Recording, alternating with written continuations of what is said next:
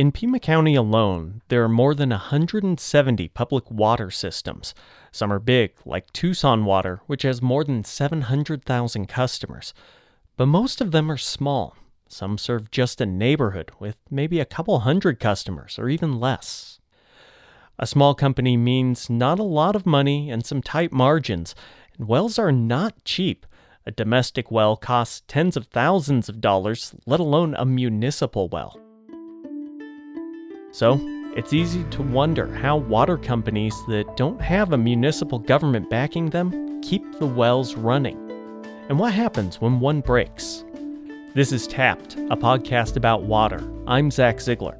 On this episode, what goes into running the small water companies that dot our state?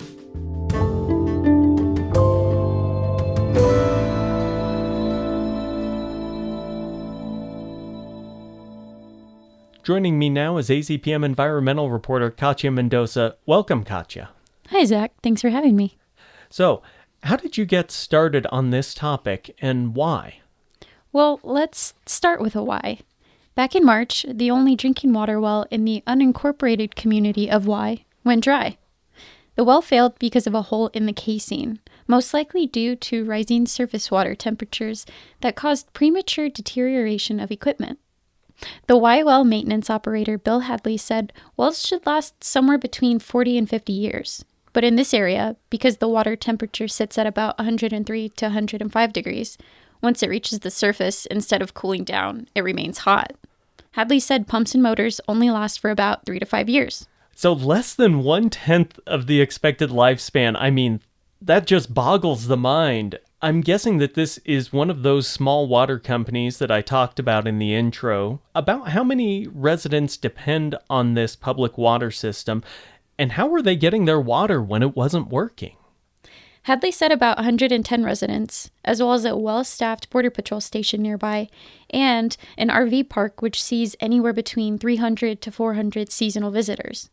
The community had been hauling in water from the nearby town of Ajo, which had become quite expensive. It cost about $360,000 just to bring in water. That was 60% of the total cost of this entire situation. So what's the story on how this got fixed? Towards the end of May, the Y Domestic Water Improvement District, aka DWID, asked the Pima County Board of Supervisors to declare a state of emergency for the area of Y in hopes of receiving financial support. Hauling water on top of well maintenance fees had created an unsustainable financial burden. As soon as the DWID knew the well was going to be down for more than a day, they called the Arizona Department of Environmental Quality, the local fire station, and Border Patrol, as well as other board members. After about 3 months and $560,000 later, they were able to install a new 8-inch steel casing, which has been working fine ever since. Hadley said that they revised their emergency operations plan to include more names of resources, as well as ensuring maintenance happens more frequently, every 3 to 5 years instead of 5 to 6. The well was fixed in June through combined efforts between the YDWID, ADEQ, and Pima County Department of Environmental Quality. So how were they able to fund this expensive endeavor being such a small company? So the YDWID received a $50,000 grant from ADEQ to help fund the new equipment, and they also received a $200,000 grant from the National Rural Water Association to help cover costs. I will also mention that because the YDWID is working with a smaller budget for water, and because they're a public district, their rates only cover basically what it costs to run every year. Every district is different based on their population, cost of running, etc.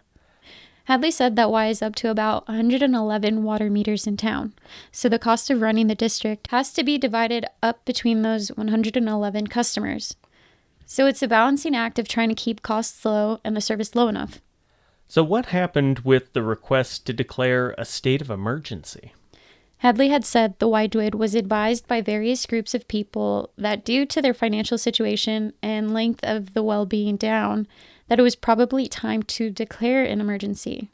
But they found out that technically it is not an emergency until there is no water for 4 hours.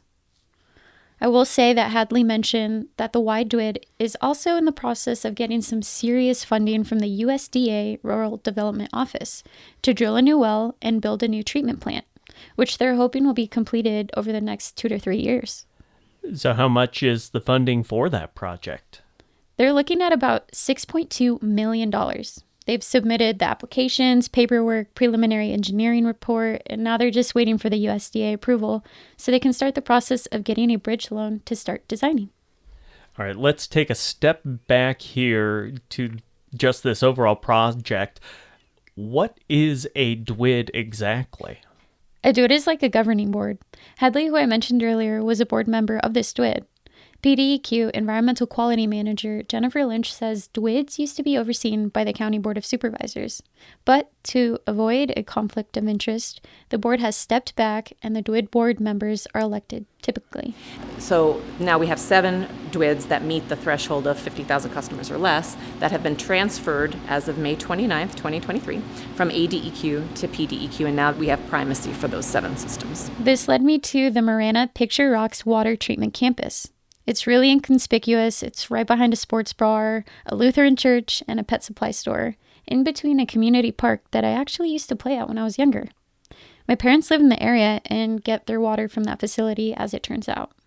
So believe it or not a lot of people know where their drinking water comes from or how it's treated. Although people have definitely heard of the term PFAS, the Marana Public Water System is one of the few facilities in Pima County that treats for PFAS. I've been to a PFAS treatment site operated by Tucson Water for another AZPM show. I'm going to throw in a shameless plug here for an episode of The Buzz that we did last September. We were by Tucson International Airport, and the site was surprisingly small. It was like an oversized residential lot. What was this site like? Well, if you travel up a dirt road, you'll reach a huge water storage tank and other large tan painted structures. Normally, the gate would be closed, but I was greeted by Kalana Brittenbaugh from Marana Water and Jennifer Lynch from PDEQ and a few other water quality specialists at the Picture Rocks site to talk about how drinking water is treated and how a public water system is maintained. Kalana showed me the ropes and the step-by-step process of how groundwater is treated. Today we are at the Picture Rocks Water Treatment Campus. This treats both for PFAS and 1,4-dioxane using UVAOP and granular activated carbon. And that's what we're taking it down to less than 0.001%, so parts per trillion. So we are doing a magnificent job over here. I would say this would be the start of our process. This is our wellhead. It's bringing up well from the ground, from the aquifer. I would like to say that this is probably about 400 feet deep, and it pulls water around 280 feet deep, and it's coming up as raw water, no treatment, no anything at first. It comes across this header well right here. As we come across this way,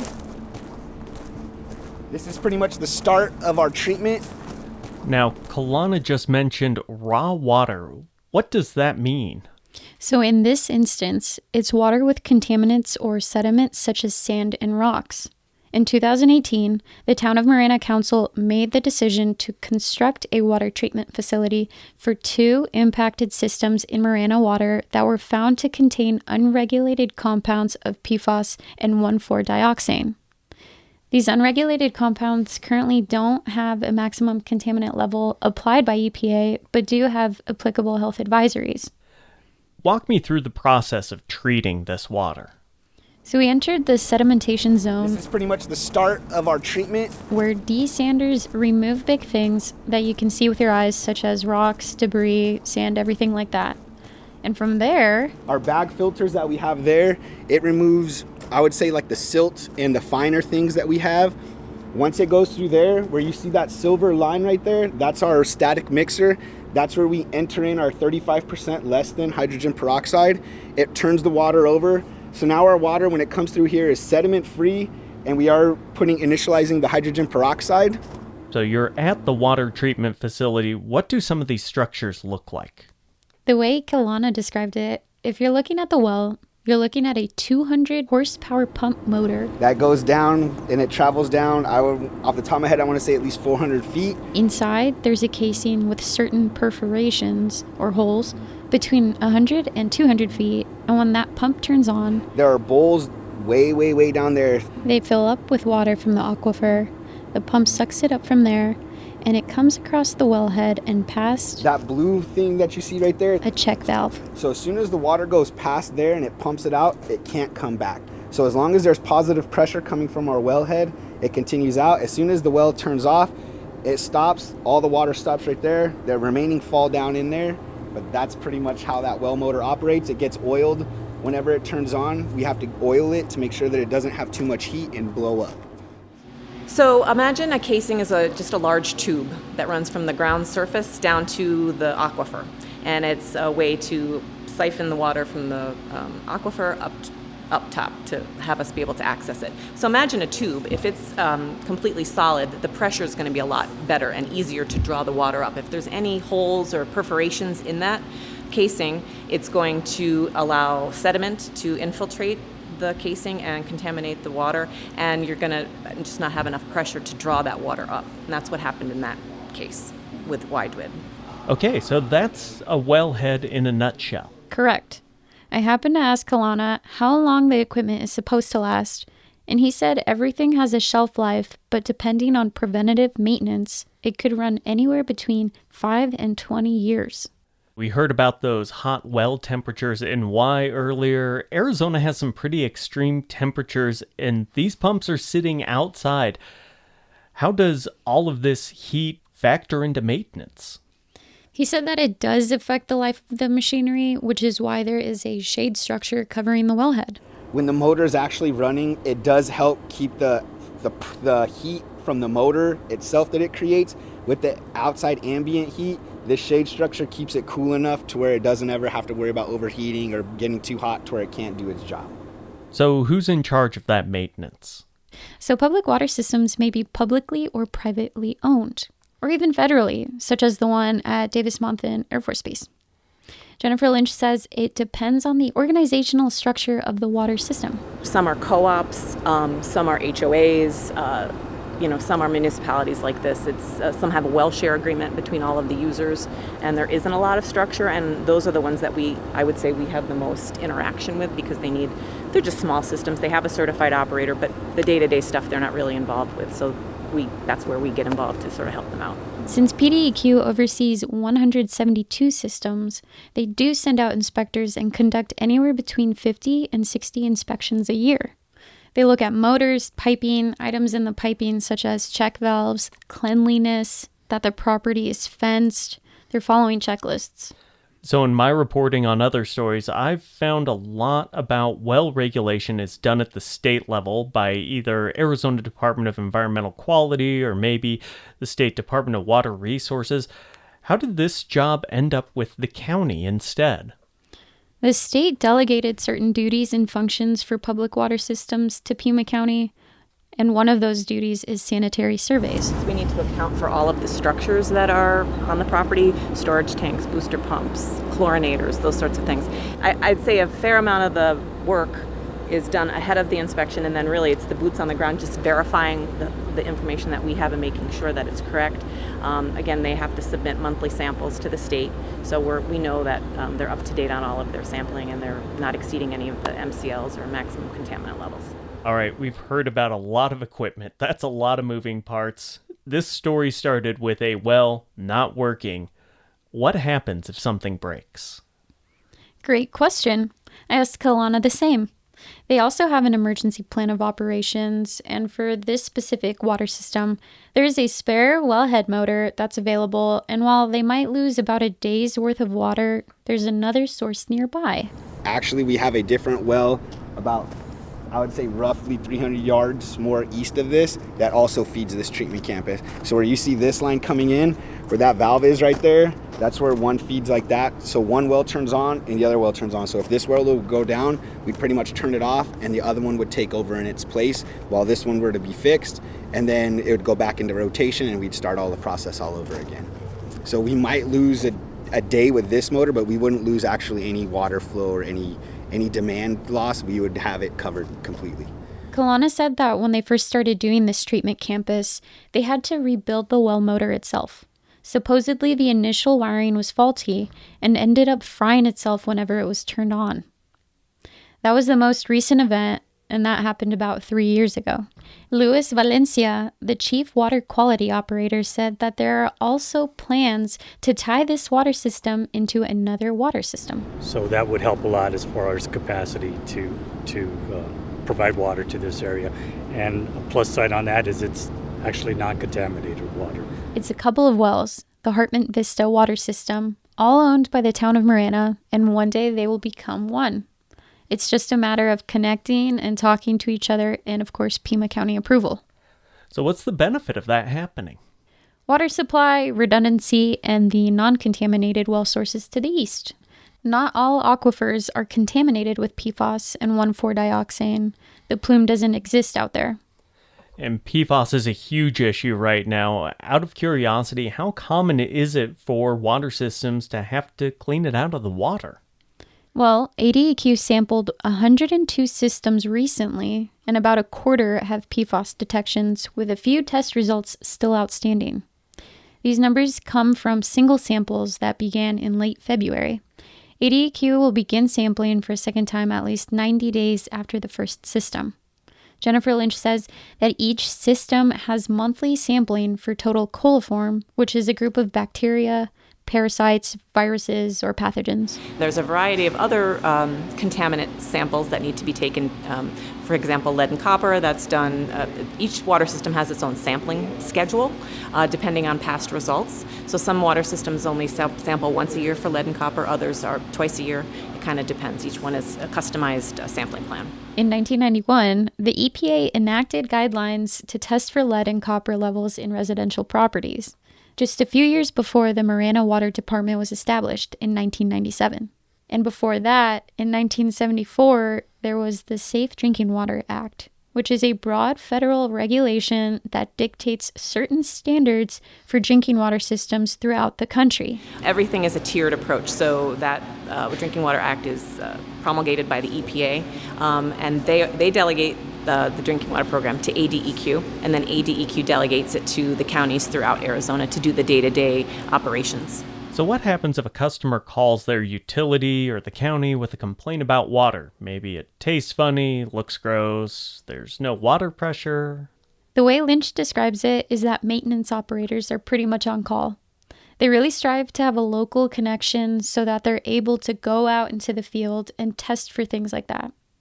Of course, the farther certain customers are geographically, the more challenging it is to feel a connection.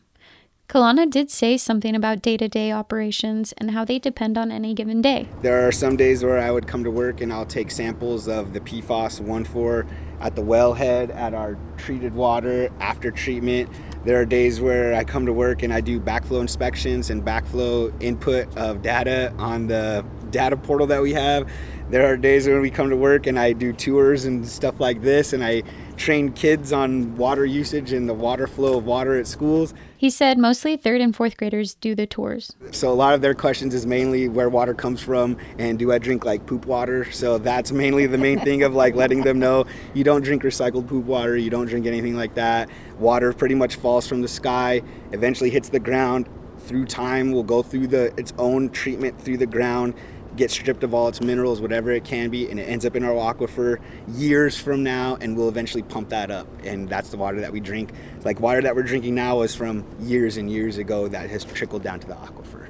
Well, leave it to the tweens to ask the important questions, and thankfully, Kalana has a nice, concise answer ready to go. Absolutely. Curiosity knows no age. Katya, thanks for taking us to the kind of place that most of us get our water from and telling us the story of how it gets to our pipes. Thanks for having me. Until next time, and keep those questions flowing.